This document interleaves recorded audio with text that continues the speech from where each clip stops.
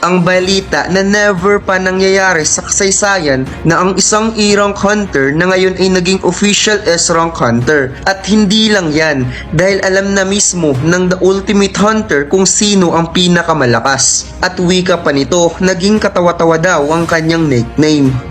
Sa huling episode, nasaksihan natin kung paano na-clear ni Jinwoo ang nakakakilabot na A-rank dungeon at nalaman ng Hunter Guild na ang na-recruit nila na Porter ay top secret hunter ng Hunter Association. Sa simula ng episode na ito, naghintay na nga itong si Jinho kay Jinwoo upang mapag-usapan ang patungkol sa Eugene Guild ng kanyang ama na hahawakan niya. At napaisip ito na ang kanyang kapalaran ay nakasalalay kay Jinwoo. Dumating na si Jinwoo at napansin niya ang damit nito ay sobrang dumi at wika ng ating bida na galing daw siya sa dungeon. Kaya naisip ni Jinho na kahit sa maliit na oras na isingit pa rin daw ng kanyang brother ang pagsasanay. Ipinaliwanag ni Jinho ang naging meeting ng kanyang ama at nalaman daw nito ang pag-save ni Jinwoo sa White Tiger Guild sa Red Gate Incident dahil sa isang hunter na nag-witness nito sa kanyang ama. Kung naaalala natin mga lods na pag-usapan ni Jinho at ng kanyang ama na kailangan munang mapunta ni Jinho sa Eugene Guild bago niya mahawakan ang buong guild. Kaya nakasalalay kay Jinho ang kanyang pangarap na maging guildmaster ng Eugene Guild, subalit mayroon ngang inamin nitong si Jinho na ikinagulat ni Jinho. Pagkatapos, lumipat ang eksena sa building ng Hunter Guild. Napasigaw nga itong si Choi Jong-in sa balitang natanggap niya. Ipinaalam ni Ki-hon sa Guildmaster na si Song Jinwoo ang dahilan kung bakit nailigtas ang second unit ng Hunter Guild. Dahil nagtatrabaho ito sa mining team kahapon at naging porter ngayong araw. Sinabi ni Ki-hon na hindi niya alam kung ano ang nasa utak ni Jinwoo, kung bakit ito nagpanggap bilang isang porter. Ngunit naniniwala siyang hindi nangingialam si Jinwoo during sa kanilang raid. Subalit sa kadahilan ng ang lakas ng High Orcs ay nasa ibang level, kaya walang naging choice si Jinwoo kundi tulungan sila. Naisip ng Guildmaster na ang Hunter Guild at White Tiger ay pareho nang nakatanggap ng tulong galing kay Jinwoo. At ayon daw sa narinig niya kay Ki-hon, ang ability daw ni Jinwoo ay kayang mag-summon ng napakaraming creature,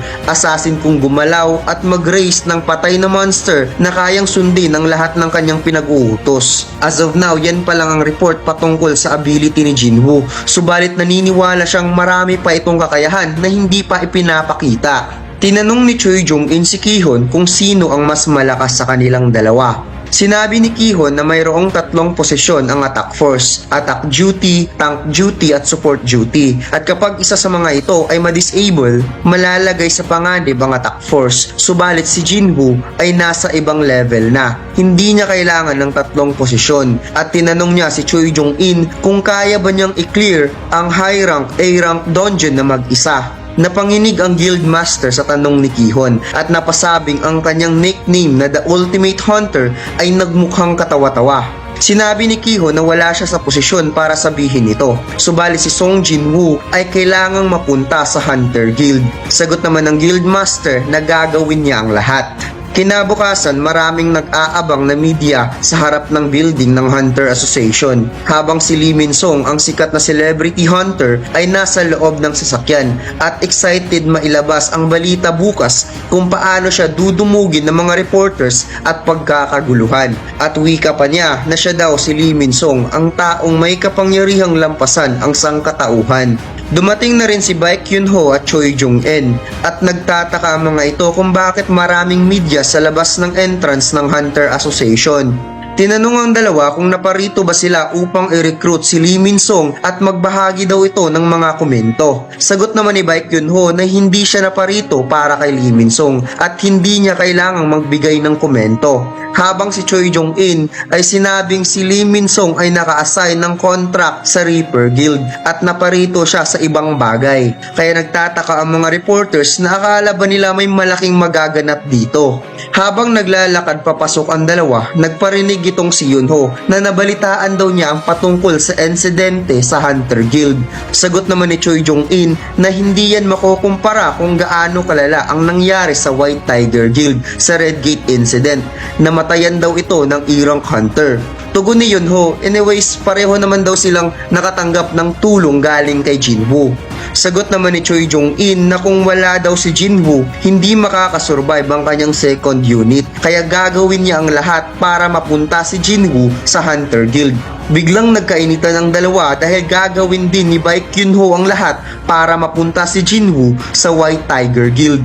Napansin ng dalawa na mayroong dumating si Lim Taegyo, ang guildmaster ng Reaper Guild, at sinabing, nag-aaway ba kayong dalawa dahil kay Lee Min-sung? Pasigaw na sumagot ang dalawa na wala silang pakialam kay Lee Min-sung, kaya nagtataka tuloy ang guildmaster ng Reaper kung ano ang problema ng dalawa. Habang si Lee Min-sung ay mas lalong na-excite dahil nakita niyang pinag-aagawan daw siya ng dalawang naglalakihang guild.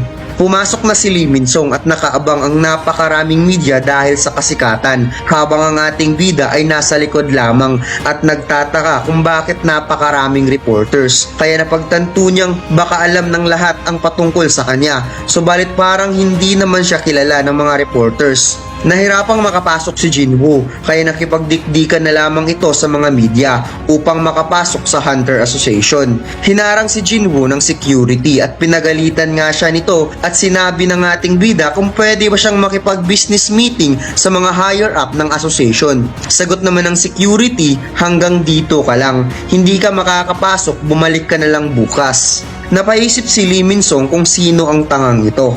Dapat daw pinapaalis na kaagad. Dumating si Go Gun-hee at sinabi sa security kung sino ang nagbigay sa iyo ng authority na papaalisin ang taong yan.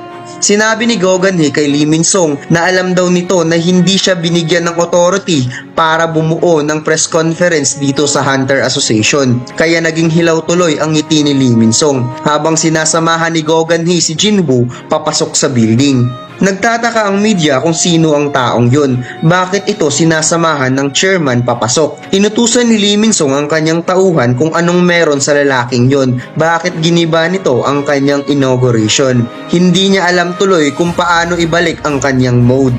Pangiting-iting sinabi ni Lee Min-sung sa mga media na papasok na siya para kausapin ang association regarding sa kanyang schedule for evaluation ngayong araw. Ngunit hinarangan nga siya ni Jin Chul at sinabing mayroong hunter sa loob na ini-evaluate at hindi siya makakapasok hanggat hindi matatapos ang evaluation hanggang 11 AM. Kaya napatingin si Lee Min-sung sa kanyang cellphone at mukhang 30 minutes pa ang kanyang aantayin.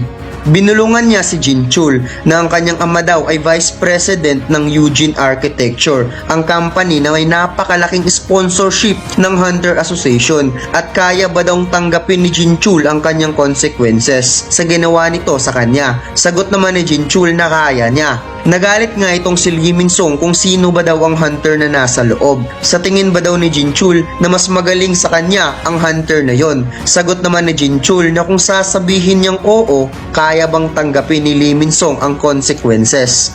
Lumipat ang eksena sa loob ng Hunter Association at sa tingin ko ang lugar na ito ay parang training ground. Sinabi ni Go Gun-hee na 2 years pa noong nagkaroon sila ng S-Rank Hunter at kahit si Choi Jong-in mukhang balisa pa dahil sa recent incident kagabi. Lumapit ang taong naka-assign para mag-evaluate kay Jinwoo. Sinabi nito na bago siya mabigyan ng classification ay kailangan munang ipakita ang kanyang abilities na ginagamit sa pakikipaglaban. Sinomon na Jinwoo ang isang shadow soldier at ito daw ang kanyang kakayahan. Kaya nagulat nga itong si Go Gun-hee at ang evaluator at tinanong kung kaya ba niya itong kontrolin. Sinabi ni Go Gun-hee kay Jinwoo na huwag mong sabihing ito lang ang capacity ng kakayahan mo. Napaisip ang ating bida na wala na talaga siyang dapat itago pa since nakita ng iba kung paano niya ginawang shadow soldier ang mga high orcs. Tinawag ni Jinwoo ang napakaraming shadow soldier na ikinagulat ng dalawang S-Rank Hunter at ng chairman at sinabi ng ating bida na kaya niyang mag-summon ng lampas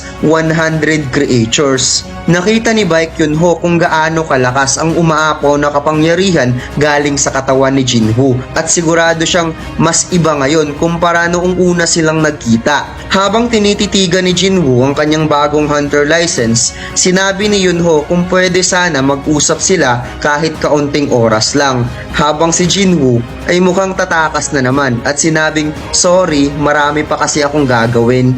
Nagulat si Choi Jong-in sa dadaanang exit ni Jinwoo. Tugon naman ni Yunho na magsisisi daw si Jinwoo kapag lalabas siya sa exit na yan. Napagtanto ng ating bida na tinatakot ba daw siya ng dalawa na magsisisi siya kung aalis siya dito na hindi tinatanggap ang kanilang contract. Binuksan ni Jinwoo ang exit at gulat na gulat siya sa napakaraming ilaw ng kamera at napatanong kung ano ang mga ito habang nahagip ng kamera ang kanyang shocking moment. Nakita ni Song-yi na nasa news ang kapatid ni Jin-ah at nagtataka naman ito kung bakit nadikit ang mukha ni Jinwoo sa balita. 10 minutes before, nagkaroon muna ng epic moment itong si Lee Min-song. Sinabi niya na kahit makakatanggap siya ng mababang rank, lalabanan pa rin niya ang mga monster para sa kabutihan ng bawat isa. Kaya kaagad pinansin ng media ang mga pa-hype ni Lee Min-song habang dinadama niya ang moment ng media na siya daw ang the number 1 star hunter ng South Korea at napasabi sa kanyang sarili na kasinungalingan lang naman talaga ang lahat ng ito. Tapos na siyang na-evaluate 2 years ago pa. Isa siyang A-rank hunter. Sa 2 taon nakatanggap siya ng milyon-milyon dahil sa pag-promote ng Reaper Guild. Biglang nakatanggap ng tawag ang mga reporter. Isa daw ang S-rank hunter. Nagbahagi daw ng news ang association na mayroong bagong S-rank hunter habang si Lee Min-song feel na feel pa rin ang moment. Nakita ng mga reporter ang bagong update na mayroong ika-10 S-rank hunter kung kaya lahat ng mga reporters ay nag-turn into beast mode dahil hindi nila palalampasin ang balitang ito at dapat daw sila ang unang makakakuha ng malaking scope ng Hunter Association. Biglang nalipat ang atensyon ng mga reporters kay Jin Chul at tinanong siya kung totoo nga bang mayroong bagong S-rank hunter habang si Lee Min-song ay nasa likod na at mukhang wala na talagang pumapansin sa kanya at nagtataka bakit ngayong araw pa mayroong bagong S-rank hunter. Sinabi ng kasama niyang reporter kanina na kukontakin na lang daw siya mamaya dahil paniguradong headline daw ito bukas, isang E-rank hunter na naging S-rank hunter habang si Lee Min-song ay nagmukhang homeless sa gilid ng kalsada. Samantalang nakita ng mining team na nasa news si Jinwoo habang ang isa nilang kasama ay napasabing sabi ko na nga ba nakapatay talaga yang si Jinwoo at gusto niyang makita kung anong krimeng nagawa ni Jinwoo. Binasa ng team leader ang balita na si Jinwoo daw ang ika-10 South Korea S-rank hunter kaya biglang namutla ang kasama nila nang nalaman niyang isa palang S-rank hunter si Jinwoo. Nabalitaan din ni Miss Juhe habang kumakain sa kanilang hometown sa Busan at nabalitaan din ito ni Mr. Song at sa tingin ko mga lods, si Miss Cha Hae-en ang sinasabi niyang S-rank hunter na kanyang estudyante, wala naman kasing ibang S-rank hunter na gumagamit ng sword weapon. Nabalitaan na rin ng ama ni Jinwoo ang pagiging S-rank hunter ni Jinwoo at tinanong niya si Jinwoo kung nagawa ba niya itong ma-recruit. Sinabi ni Jinwoo na hindi niya nagawang makuha si Jinwoo at humingi ito ng tawad sa kanyang ama. Gusto daw ni Jinwoo na gumawa ng sariling guild at siya ang gagawing Vice Master Guild. Sinabi ng ama ni Jinwoo na kaya siya gumawa ng guild hindi dahil sa pera. Ginawa niya ang guild dahil sa influence ng hunter na lalong lumalaki. Mayroon daw mga hunter na kayang impluwensyahan ang isang buong bansa na tinatawag na national level hunter at ito ay mas malakas pa kaysa sa mga S-rank hunter na meron ng South Korea. Sa sitwasyon daw na ito, ang kanilang maliit na bansa tinatrato ang mga hunter na parang isang hari kaya patagal ng patagal mawawalan ng authority ang government na protektahan ng bansa. Kaya pilit niyang hinahanap ang mga trustworthy hunter upang maprotektahan ng kanilang pera at personal connection. At mukhang nakita na niya ang isang tao. Tugon ng ama ni Jinwoo na nakapasa daw siya sa pagsubok nito.